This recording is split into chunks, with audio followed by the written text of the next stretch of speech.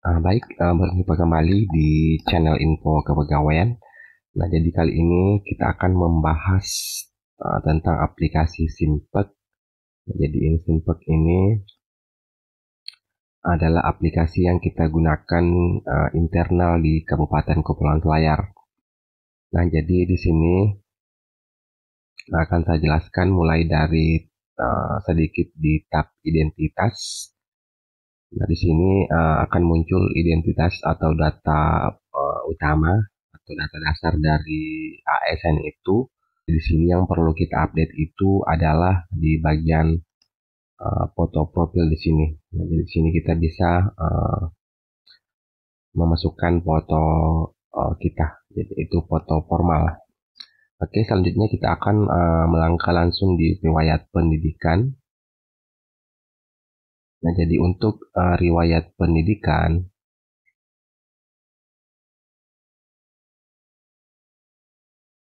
nah, di sini kita perlu mensinkron data dari si ASN. Jadi yang perlu kita lakukan adalah yang pertama itu adalah sinkron data. Jadi di sini kita sinkron data. Dan di sini akan ada peringatan muncul yakin melakukan penarikan data. Jadi kita klik tombol OK.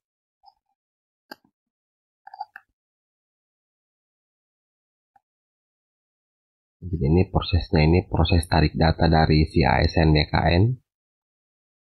Oke, sekarang ini sudah muncul tarik data sukses. Nah, kita tunggu.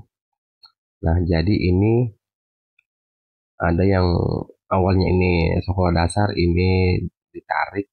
Nah, jadi nantinya itu untuk Bapak Ibu untuk pendidikan pertama itu saat terangkat menjadi ASN itu akan minimal ada di sini setelah kita tarik data. Jadi kalau misalnya sudah ada di sini berarti kita sisa lengkapi untuk scan ijazahnya. Kemudian kalau kita mau menambahkan pendidikan lain misalnya dari SD sampai SLTA itu kita bisa langsung mengklik usul data. Nah, itu misal kalau kita sudah sinkron dan tidak muncul di sini. Nah, jadi untuk penambahan itu yang bisa kita lakukan adalah penambahan dari SD sampai SLTA. Nah, kemudian untuk yang pendidikan pertama saat menjadi ASN, nah, setelah pendidikan pertama itu akan langsung tersinkron dari BKD. Jadi yang bisa ditambahkan itu pendidikannya hanya dari SD sampai SLTA. Misal itu yang D3-nya yang menjadi pendidikan pertama.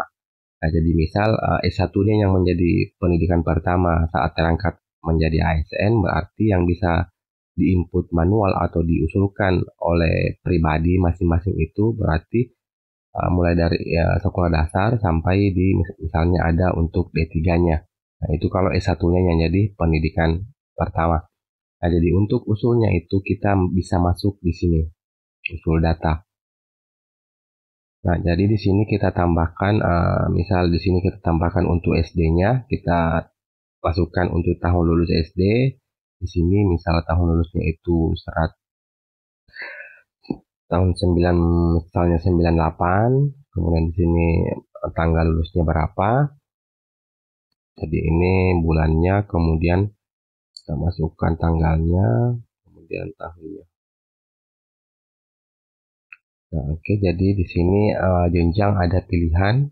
Nah, di sini pilihannya ini tidak ada lagi untuk sekolah dasar karena ini di sini saya sudah ada data sekolah dasarnya.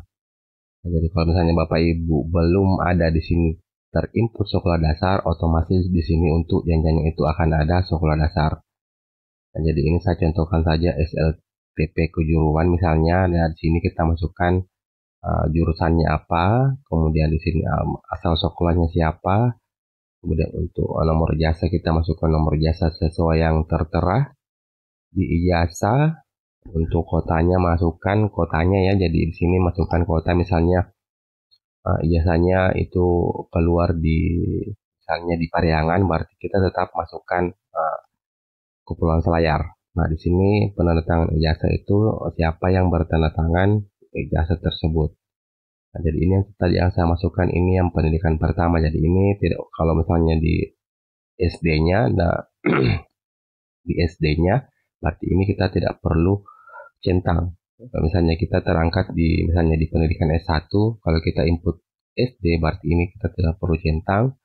Kemudian di sini akan ada permintaan file ijazah atau berkas ijazah dalam bentuk PDF, di mana itu ukurannya tidak boleh melebihi 900 KB. Ya, jadi di sini ijazah, di sini ada transkrip sama dalam bentuk PDF ukurannya 900 KB. Nah, di sini dikosongkan saja.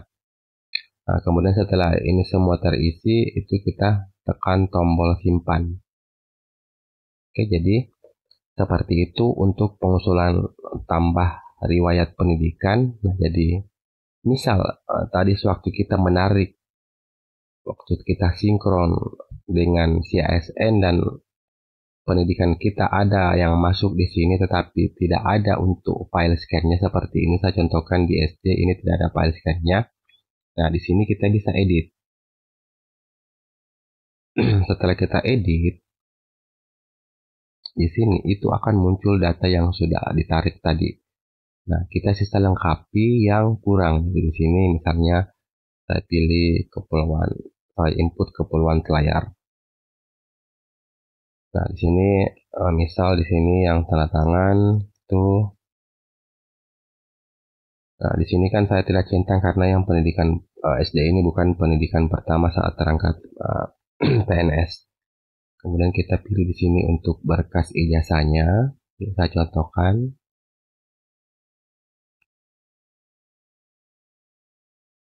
Dan kita pilih di sini file PDF.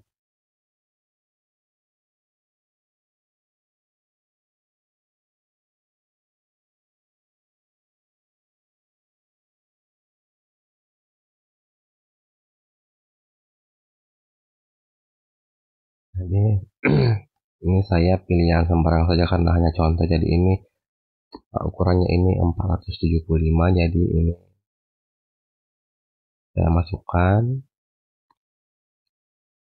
Kemudian untuk transkrip juga seperti itu.